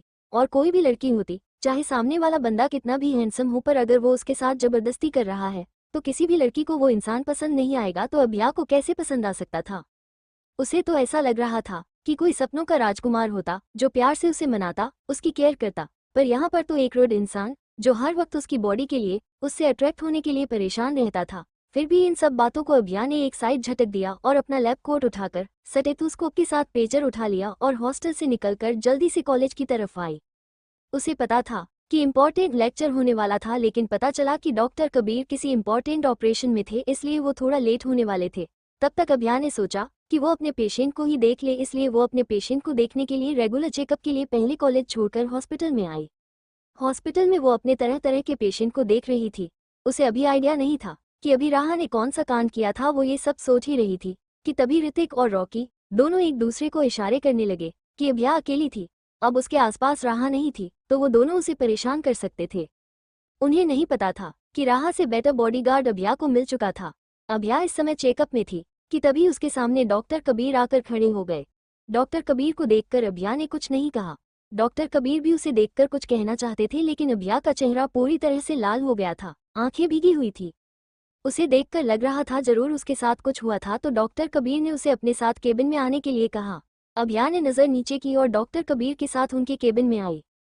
डॉक्टर कबीर उसके सामने खड़े थे और अभ्या नजरें झुकाकर बोली, सॉरी सर, वो एक्चुअली मेरी तबीयत खराब हो गई थी, इसलिए मैं हॉस्टल गई थी, कुछ वक्त रेस्ट करने के बाद आई हूँ। ये बातें उसने अपनी नजरें इधर उधर करते हुए कही थी, जिससे कि पता चल रहा था कि वो झूठ बोल रही थी। ये सुनकर डॉक्टर कबीर मुस्कुरा दिए। पहली बार उन्हें किसी ने मुस्कुराते हुए देखा था। ये चीज अभ्या को भी अजीब लग रही थी। डॉक्टर कबीर उसके कंधे को पकड़ने के लिए जैसे ही आगे आए तो अभ्या पीछे हो गई। वो घबरा गई थी। वो जानती थी कि अगर एक और बार डॉक्टर कबीर ने उसे छू लिया तो न जाने इस बार प्रेसिडेंट क्या करेगा। अभ्या की खुशबू अपनी तरफ खींच रही है। डॉक्टर कबीर अभ्या को बहुत हैरान होकर देख रहे थे। वो तो अभ्या को बस नॉर्मली ही टच कर रहे थे, पर अभ्या ऐसे क्यों बिहेव कर रही थी, ऐसे पागलों की तरह। डॉक्टर कबीर थोड़ा सा सिर टेढ़ा करके चेहरा अभ्या की तरफ देखते हुए बोले, कुछ हुआ है क्या डॉक्टर अभ्या? तो अभ्या ने ना में सिर हिलाते हुए कहा, सर, एक्चुअली आप बताइए ना, आप क्या कह रहे थे, मैं सुन रही हूँ। ऐसा कहते हुए वो थोड़ा सा पीछे भी हो रही थी क्योंकि उसके दिमाग में अभी तक प्रेसिडेंट ही चल रहा था। उसे प्रेसिडेंट का चुना अच्छा नहीं लग रहा था और वो नहीं चाहती थी कि प्रेसिडेंट को एक और चांस मिले कि वो उसे हाथ लगाए। पहले से ही वो बहुत ज्यादा परेशान थी। डॉक्टर कबीर भी पीछे हो गए। उन्हें ऐसा लग रहा था कि अभिया अनकंफर्टेबल फील कर रही थी, तो वो पीछे हो गए और बोले, कल और आज पूरा रेक्टल एग्जाम मिस रहा। द फाइटर उन्हें मिला है, तो बाकी के केसेस जो हैं वो आपको, मिस्टर तेज और प्राची को हैंडल करने होंगे और बाकी के आप लोग आपको असिस्ट करेंगे। तो अभिया ने हाँ में सिर हिला दिया और वहां से जाने को हुई तो डॉक्टर कबीर पीछे से ही बोले, मिस अभिया। अभिया रुक गई तो डॉक्टर कबीर पीछे से आए और धीरे से उसके कान के पास आकर बोले, वैसे अगर कोई प्रॉब्लम हो तो जरूर शेयर करना। ये सुनकर अभिया ने कुछ नहीं कहा, बस हाँ में सिर हिलाकर वो वहां से निकल गई क्योंकि प्रेसिडेंट के बाद ऐसे कबीर का आना उसे अच्छा नहीं लग रहा था। और वहीं डॉक्टर कबीर ने अभिया को इस तरह से जाते हुए देखा तो न जाने क्यों उनके होठों पर फिर से स्माइल आ गई और वो अपनी चेयर पर आकर बैठकर अपना काम करने लगे। अभिया बहुत अच्छी डॉक्टर थी और डॉक्टर कबीर बस उसे एक अच्छे डॉक्टर की नज़र से देखते थे, लेकिन अभिया की हरकतें भी उन्हें बहुत अच्छी लगती थी। हाँ, कभी कभी वो कुछ ज्यादा ही मासूम बन जाती थी और ये चीज़ डॉक्टर कबीर को नहीं पसंद थी। यहाँ पर तो डॉक्टर अभिया निकल चुकी थी अपने पेशेंट को देखने और जो जो चीज़ से उसे देखनी थी, क्योंकि उसे पता था कि आज शाम को जाने से पहले उसे अपने सारे पेशेंट को ट्रीट करना था और उसके पहले कॉलेज में भी जाना था। और यहाँ पर तेज और राहा चिपके हुए थे, वो लोग भी अपने लेक्चर नहीं छोड़ सकते थे, इसलिए दोनों ही एक साथ आए और वहां से जाने लगे। दोनों की लड़ाई चल रही थी। तेज अपना हाथ छुड़ाने हुए बोला, लड़कियों जैसी हरकतें भी तो नहीं है कि दुपट्टा दुपट्टा पहनकर घूमो। उनके दुपट्टे से हम अपना हाथ कम से कम कवर कर लेते, किसी को पता तो नहीं चलता, हमारा कितना मजाक बनाया जाएगा। ऐसा कहते हुए वो अपना हाथ खींच रहा था तो राहा भी उसकी बात का जवाब देते हुए मुंह टेढ़ा करके बोली, आहा हा हा हा हा, बोल तो ऐसे रहे हो जैसा लगता है कि खुद गमछा लेकर घूम रहे थे। इतना जो बिहारी वाला मुंह बनाकर घूमते हो तो एक गमछा भी लेकर घूम लिया होता तो कम से कम आज हमारा हाथ कवर करने को काम आया होता। तेज ने उसे गुस्से में देखा तो राहा मुंह बनाकर बोली, क्यों, दुपट्टा लेने का ठेका सिर्फ लड़कियों ने रखा है, तुम लड़कों ने नहीं? जो स्टार्टिंग में ही लड़कियां आती हैं उनके साथ रैगिंग में उन्हें किस करने की कोशिश करते हो दुपट्टा लेकर, तो तुम्हें अपना मुंह छुपाना चाहिए। बढ़िया है, ऐसा लगता है कि सुअर टट्टी करके चला गया है और वही चेहरा लेकर आएंगे और भौकाल फेंकेंगे कि ये बड़े हैंडसम हैं। लड़कियां आसपास गिरती रहती हैं, अरे तो परफ्यूम मार के घुमा करो ना, बॉडी की स्मेल ही ऐसी है कि लड़कियां आसपास गिरने लगेगी। बेचारी, जब सुअर के गोबर जैसे स्मेल आएगी बॉडी में से, अरे हम तो भूल ही गए हम किससे बात ही कर रहे हैं। राहा की जुबान लगातार चल रही थी, तभी तेज ने पलटकर उसका चेहरा कसकर पकड़ लिया और उसकी आंखों में देखकर गुस्से में बोला, अगर ये होंठ कैंची की तरह चलने लगे ना तो इन होठों को बंद करने का उपाय भी है मेरे पास, so shut up your mouth. ऐसा कहते हुए तेज राहा के बहुत करीब आ गया था। दोनों के एक हाथ चिपके हुए थे और यहाँ पर राहा को गुस्सा आ रहा था क्योंकि तेज ने उसके चेहरे को बहुत कसकर पकड़ रखा था और उसके होंठ पूरा पाउट बनाकर तेज के होठों के करीब आ गए थे। राहा को तेज की सांसें अपने चेहरे पर फील हो रही थी और ऊपर से उसे बहुत बुरा लग रहा था और वहीं पर तेज बस राहा को देखे जा रहा था। राहा की गुस्से भरी आंखें, गुस्से में नाक हुई लाल और उसके पाउट बने होंठ इस वक्त काफी क्यूट लग रहे थे। गुस्से में ही सही पर राहा की खूबसूरती देखकर एक बार के लिए तेज का दिल डगमगाने लगा था। यहाँ तक कि उसकी नजरें तो राहा के ऊपर से हट ही नहीं रही थी। वो भूल गया था कि वो राहा के साथ लड़ाई कर रहा था, उसका दिल तो कर रहा था कि वो राहा को देखता ही रह जाए। राहा की आंखें, राहा की नाक, राहा के हाथ उसे अपनी तरफ खींच रहे थे। राहा ने जब देखा कि कुछ वक्त तक तेज उसे ही देख रहा था, उसके ऊपर से नजर ही नहीं हटा रहा था, तो राहा ने गुस्से में उसके सामने आंखें दिखाई और उसके सामने हाथ को हिलाते हुए कहा, ओ भाई साहब, क्या देख रहे हो? मैं क्या तुमको दिल्ली का कुतुब मीनार देख रही हूँ जो तुम लगातार मुझे घूर रहे हो? ऐसा कहकर उसने अपने दूसरे हाथ से तेज को दूर किया तो तेज को याद आया कि वो क्या कर रहा था।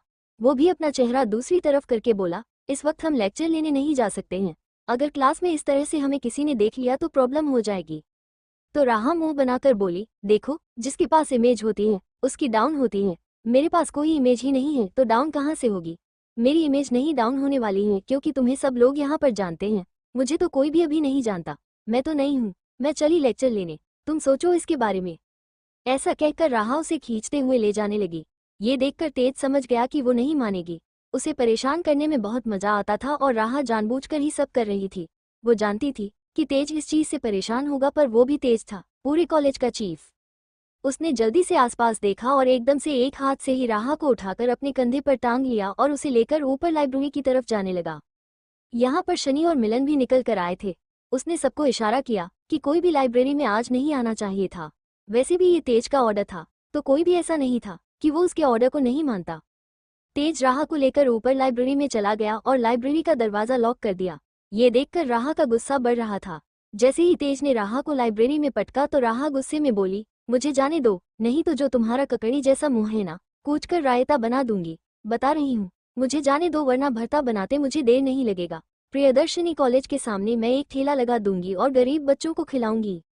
ये सुनकर तेज ने गुस्से में उसे वही वॉल से लगा दिया और उसके सामने खड़ा होकर बोला, खड़ा हूँ तुम्हारे सामने, जो बनाना है तुम बना लो, लेकिन हाँ, इतना याद रखना, अगर मैंने तुम्हें अपनी वाइफ ना बनाया तो मेरा नाम तेज सिंह सूर्यवंशी नहीं।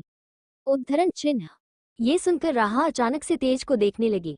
तेज ने अपना चेहरा दूसरी तरफ कर लिया। न जाने उसने ये चीज क्यों कही थी, क्योंकि ये तो वो कह नहीं रहा था, उसने कुछ और कहने का सोचा था।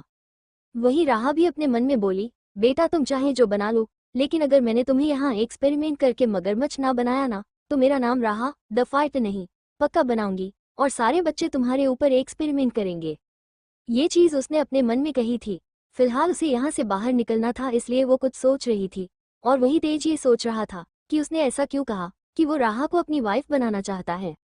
यहाँ तो राहा और तेज का ये हाल था, लेकिन वहीं दूसरी तरफ प्रेसिडेंट, वो अपने म्यूजिक थिएटर से बाहर आया। उससे एक गाना तक शूट नहीं हो रहा था, मतलब वो शूट कर रहा था पर उसे किसी की वॉइस पसंद नहीं आ रही थी। कितनी भी फीमेल सिंगर थी लेकिन उसके गाने के साथ मैच ही नहीं हो रहा था। वो गुस्से में बाहर आ गया। बाहर उसने प्रोड्यूसर की तरफ देखा और गुस्से में चिल्लाकर बोला, आई थिंक आपको कोई और सिंगर देख लेना चाहिए। मैंने कहा था कि कोई हाई प्रोफाइल सिंगर लेकर आइए। ये लोग मेरे इस एल्बम पर काम नहीं कर पाएंगे। मुझे ऐसी फीमेल सिंगर चाहिए जिसकी आवाज में कशिश हो, जो मेरे इस सॉन्ग ऊपर फिट बैठे। और अभी तक फिलहाल के लिए ये लोग फिट नहीं हैं, और अब इसके बाद में तभी रिकॉर्डिंग करूंगा जब एक बेस्ट फीमेल सिंगर आप लोगों के पास हो। ऐसा कहकर उसने अपनी जैकेट ली और वहां से निकल गया, उसके साथ उसके गार्ड और बाउंसर भी। लेकिन यहाँ पर प्रोड्यूसर परेशान हो गए। हाई प्रोफाइल सिंगर को ही उन्होंने बुलाया था।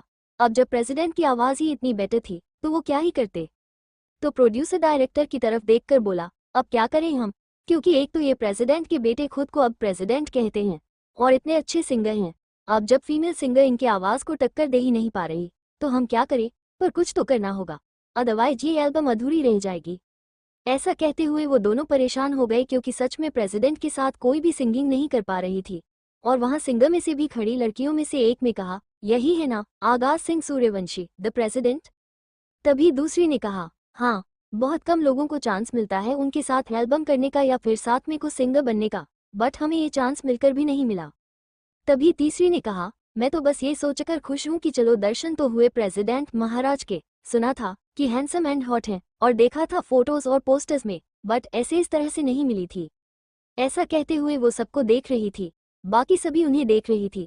किसी किसी को तो बहुत गुस्सा आ रहा था प्रेसिडेंट पर, और प्रेसिडेंट को वो लोग ये सोच रही थी कि उसे कुछ ज्यादा ही एटीट्यूड था अपनी आवाज पर और अपनी सिंगिंग स्किल पर। और सच में प्रेसिडेंट को था, क्योंकि अभी तक उसके सामने खड़ा होने वाला कोई मिला नहीं था, ना मेल में ना ही फीमेल में। यहाँ पर तो यही चल रहा था और प्रेसिडेंट निकलकर अपनी कार में आया और गुस्से में बाहर की तरफ देखने लगा। उसे ये एल्बम किसी भी तरह से करना था, ये उसने अपने मन में कहा। इसे मैंने ही लिखा है, इसकी स्टोरी भी मैंने लिखी है, बट अगर आवाज मेरे अकॉर्डिंग मिल जाए तो ये एल्बम हिट हो जाएगी। दिमाग खराब है, जाना पड़ेगा मुझे मेरी अभिया के पास, मुझे मेरी लिटिल कॉलिंस की बाहों में जाना होगा, तभी थोड़ी शांति मिलेगी। ऐसा कहते हुए वो बाहर देख रहा था कि तभी उसके कानों में एक मीठी सी आवाज पड़ी, कोई लड़की जो गाना गा रही थी।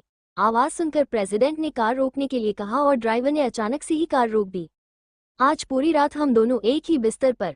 प्रेसिडेंट के कान में वो आवाज जा रही थी, जिसकी वजह से उसका दिमाग पूरी तरह से शांत हो गया था। अभी तक जो बहुत गुस्से में इधर उधर घूम रहा था, अचानक से उसका दिमाग भी बहुत खुश हो रहा था। दिल में एक उमंग ओढ़ रही थी। ऐसा लग रहा था कि बस वो उस आवाज तक पहुंचना चाहता था, क्योंकि वो मीठी आवाज कुछ ऐसी थी और इस तरह के लिरिक्स प्रेसिडेंट के कानों में चल रहे थे जिससे कि वो पागल हो रहा था।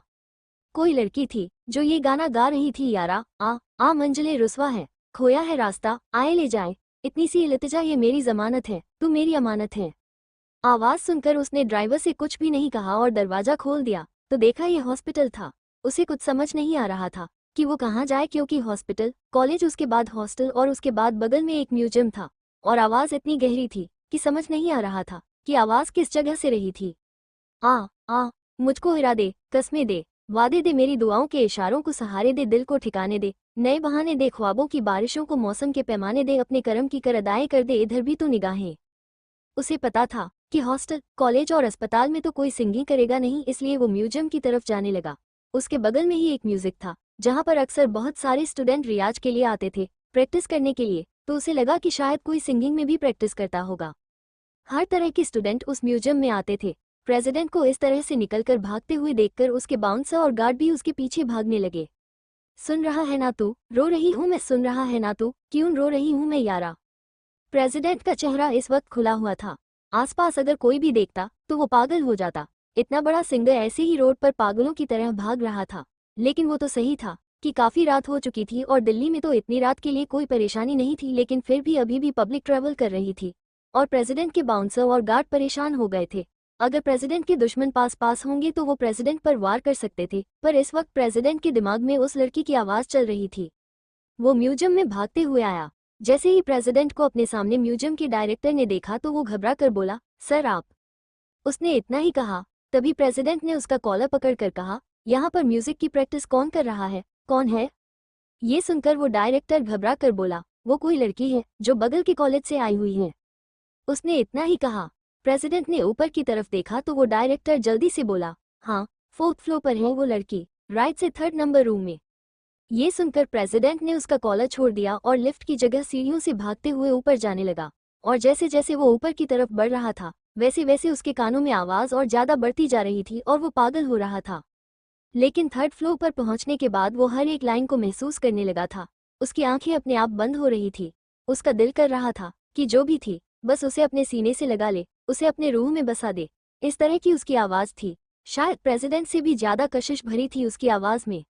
वक्त भी ठहरा है, कैसे क्यों ये हुआ, काश तू ऐसे आए जैसे कोई दुआ तो रूह की राहत है, तू मेरी इबादत है।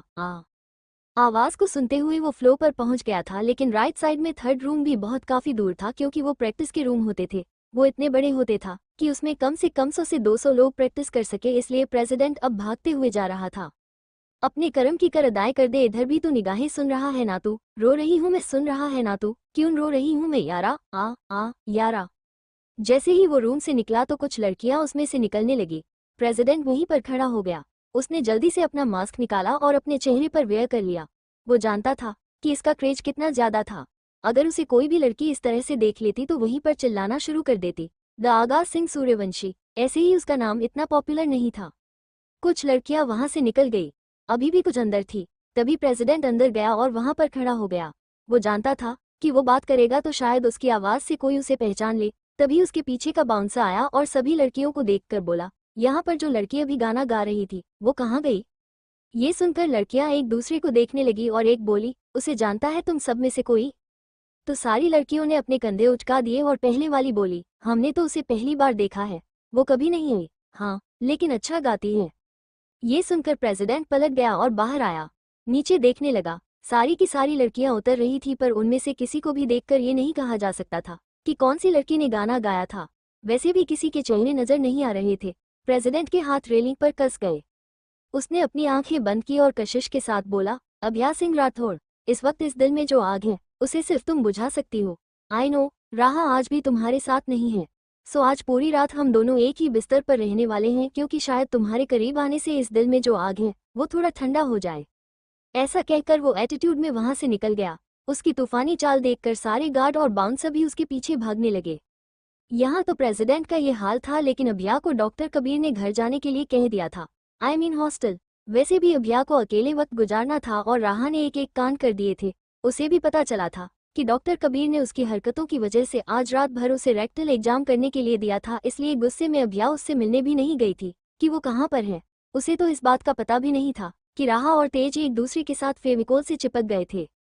वो हॉस्टल चली गई थी और यहाँ पर राहा रेक्टल एग्जाम के लिए एक रूम में खड़ी थी, जहाँ पर न जाने कितने सारे पेशेंट, पाइल्स के पेशेंट सुनाए गए थे। उन्हें देखकर ही राहा को घिन आ रही थी। वहीं पर तेज भी राहा को देखकर मुंह बना रहा था, तो राहा भी उसे देखकर अपना नाक सिकोड़ कर बोली, ये लोग तो पहले ही तंदूरी मुर्गी जैसा मुंह बना रखे हैं, अब तुम इलायची जैसा मुंह मत बनाओ, चुपचाप यहीं पर खड़े रहो, रेक्टल एग्जाम मुझे करना है। तो तेज उसे देखकर अजीब सा मुंह बनाकर बोला, एक हाथ से, क्योंकि दूसरा हाथ तो मेरे साथ है। तो राहा भी मुस्कुरा कर बोली, अब अगर डॉक्टर कबीर के सामने अपनी इज्जत का मटिया मेट नहीं करना चाहते हो तो अपना जायफल जैसा मुंह लेकर आओ और उनके पिछवाड़े में टिकाओ। ये सुनकर तेज उसे गुस्से में देख रहा था। उसने अपना हाथ खींचने की कोशिश की तो राहा एकदम से उसके ऊपर आ गई। तेज उसे देख ही रहा था कि तभी एक पेशेंट दर्द में ही गाना गाते हुए बोला, तुझे देखा तो ये जाना सनम, प्यार होता है दीवाना सनम। डॉक्टर साहब प्लीज ये गाना का सीन मत कीजिए, हमारा उपाय कीजिए। उसकी बात सुनकर राहा अपने सेंस में आई और पलट गई और मुंह बनाकर उसे देखते हुए बोली, अबे ओ सड़े हुए सुअर, बहुत उपाय चाहिए, रुक अभी तेरा उपाय करती हूँ मैं। ऐसा कहकर वो आए और उसने अपने बगल से इंजेक्शन निकाला और तेज की तरफ इशारा किया। तेज ऐसे तो उसकी बात नहीं सुनता था, लेकिन आज वो भी तैयार हो गया तो उसने भी जल्दी से इंजेक्शन पीछे की तरफ खींचा और राहा उसके पिछवाड़े में उसे डालते हुए बोली, जय राम जी की। ऐसा कहते हुए उसने इंजेक्शन लगाया तो तेज उसे घूरने लगा। कुछ वक्त बाद राहा ने उसकी तरफ देखा और आंखों से पूछा, क्या हुआ? तो तेज उसे देखते हुए बोला, ये क्या हम कोई पहाड़ उठाने जा रहे थे? ये क्या था जय राम जी की? तो राहा अपना हाथ झटकते हुए बोली, वो क्या है कि राहा का अपना स्टाइल है। फिलहाल ये सोचो कि सुबह हमारा रिजल्ट आने वाला है, तुम हारने वाले हो, क्या होने वाला है तुम्हारे साथ? ऐसा कहकर वो मुंह बनाकर गाते हुए बोली, तो भैया जरा बच के आए हैं बंधन के, राहा द फाइटर। ये गाना वो गा रही थी। यहाँ पर अब तक तेज और राहा दोनों ने मिलकर कैसे भी करके सारे रेक्टल एग्जाम दे दिए। आज राहा की वजह से तेज को भी ये सारा करना पड़ा था। अब उसे समझ में आ रहा था कि ये लड़की मुसीबत क्यों थी। अपने लिए तो मुसीबत खड़ा ही करती थी और दूसरों के लिए भी खड़ा कर देती थी। वो उसे खींचते हुए लेकर एक खाली रूम में आया जहाँ पर अक्सर एक्सपेरिमेंट हुआ करते थे, लेकिन केमिकल रूम अलग था। इस वक्त सब कुछ खाली था तो दोनों ही इस रूम में बैठे हुए थे। दोनों के हाथ चिपके हुए थे और मिलन और शनि सिर्फ और सिर्फ सल्फ्यूरिक एसिड वगैरह ढूंढ रहे थे कि थोड़ा सा उसे अलग एसिड के साथ मिलकर कम से कम उसके दोनों के हाथ तो छुड़ाए जा सकते थे और किसी भी कीमत पर तेज राहा के साथ अब नहीं रह सकता था। राहा ने उसका पूरा दिमाग खराब कर दिया था, उसे इरिटेट कर दिया था और इस वक्त वो उसके कंधे पर मुंह खोलकर सो रही थी और खर्राटे ले रही थी, जिस वजह से तेज सो भी नहीं पा रहा था। उसकी नींद हराम हो गई थी। वो उसे लेकर बॉयज हॉस्टल तो जा ही नहीं सकता था। वो लेकर जाएगा कैसे जब वो जाती तब तो, और अब उसके खर्राटों की वजह से वो नहीं सो पा रहा था। लेकिन रह रहकर उसकी नजरें राहा पर जा रही थी। राहा ने आज एक शर्ट और एक नॉर्मल से कैजुअल पेंट पहना था। शर्ट की बटन कुछ खुली हुई थी जिसकी वजह से उसके क्लीवेज नजर आ रहे थे। तेज जितना ही उसे इग्नोर करने की कोशिश कर रहा था, उसकी नजर वहीं पर जा रही थी। फिर उसकी मासूम चेहरा, उसे इस तरह से देखकर तेज ने अपने मन में कहा, देखो सोते हुए तो मासूम सी बिल्ली की बच्ची लगती है पर जागते ही जंगली बिल्ली बन जाती है। ऐसा कहकर उसने अपना चेहरा दूसरी तरफ किया, तभी उसे याद आया और वो राहा को देखकर बोला, जंगली बिल्ली, नॉट बैड, नाम काफी अच्छा है। वैसे शेरनी तो बोल नहीं सकते इसे क्योंकि जंगल का राजा एक ही है, वो है तेज सिंह सूर्यवंशी। ऐसा कहते हुए वो राहा को देखकर मुस्कुरा रहा था। सुबह का वक्त, प्रियदर्शनी हॉस्पिटल। राहा और तेज दोनों की आंखें खुली क्योंकि अनाउंसमेंट हो रही थी दोनों के नाम की। दोनों एकदम से एक दूसरे को देखने लगे। यहाँ पर शनि और मिलन दोनों ही उनके सामने केमिकल लेकर आ गए थे। दोनों ने बिना कुछ सोचे समझे केमिकल में अपना हाथ डाला और खींचकर अपनी अपनी तरफ से खींचने लगे, लेकिन अलग नहीं हो रहे थे। केमिकल काम नहीं कर रहा था। ये देखकर राहा ने कसकर तेज के सिर के बाल पकड़ लिए और गोल गोल घूमने लगी, और एक और बार केमिकल में हाथ डाला तो दोनों अलग हो गए। ये देखकर राहा की जान में जान आई। वो और तेज दोनों ही जिस हालत में थे वैसे ही निकालकर जल्दी से नीचे ब्रीफिंग रूम में आए, जहां पर डॉक्टर कबीर खड़े थे और अभ्या खड़ी हुई थी। अभ्या का चेहरा बिल्कुल उतरा हुआ था। राहा उसके बगल में आकर खड़ी हुई और उसके बाजू को टच कर गई। उसे वैसे ही महसूस हुआ कि अभ्या को बहुत तेज बुखार था। वो कुछ कहती कि उसकी पहले अभ्या ने उसका हाथ पकड़ लिया। तभी डॉक्टर कबीर राहा और तेज दोनों को देखकर बोले, रिजल्ट आ गए हैं आप लोगों के पेशेंट की रिपोर्ट के। ये सुनकर तेज और राहा दोनों एक दूसरे को देखने लगे। समझ नहीं आ रहा था कि फैसला किसकी साइड हुआ होगा। यहाँ पर शनि, मिलन, प्राची, ऋतिक, रॉकी सब के सब परेशान थे रिजल्ट सुनने के लिए। राहा तो फुल कॉन्फिडेंस में खड़ी हुई थी और तेज भी एटीट्यूड के साथ उसे देख रहा था। ऐसा लग रहा था जीत उसी की थी। तभी डॉक्टर कबीर राहा की तरफ रिपोर्ट बढ़ाते हुए बोले, यू आर राइट, उन्हें बीमारी है, मारने पीटने से उनकी ऐसी हालत नहीं हुई है। तो अब तुम देख लो तुम्हें क्या करना है, क्योंकि उसका इलाज अब तुम्हारे ऊपर है। ऐसा कहकर वो अपनी फाइल्स लेकर चले गए। यहाँ पर ये सुनकर तेज के होश उड़े हुए थे और राहा अपनी जीत की खुशी में भूल गई कि अभ्या को बुखार था। अभ्या अपना फाइल लेकर अपने पेशेंट को देखने चली गई। प्राची, ऋतिक, रॉकी कोई भी वहां पर रुकना जरूरी नहीं समझ रहा था क्योंकि तेज की हार हुई थी, जो आज से पहले कभी नहीं हुआ। समझ लो बर्बादी और सैलाब आया हुआ था। तभी राहा ने जो पेशेंट की फाइल ली थी उसे गोल गोल घूमते हुए तेज के आसपास घूमने लगी और मुस्कुराते हुए गाना गाने लगी हाथी लेबे, घोड़ा लेबे हीरो होंडा, लगाए 4 डंडा, दिमाग हो गए ठंडा। ये सुनकर तेज को गुस्सा आ रहा था। वही राह उसके आसपास घूमते हुए लगातार यही गा रही थी, लगाए 4 डंडा, दिमाग हो गए ठंडा। हेलो गाइस, अगर स्टोरी पसंद दे रही है तो चैनल को लाइक, सब्सक्राइब और कमेंट करके जरूर बताएं और ढेर सारा प्यार द शेयर करें। Thank you for listening headphone दिल।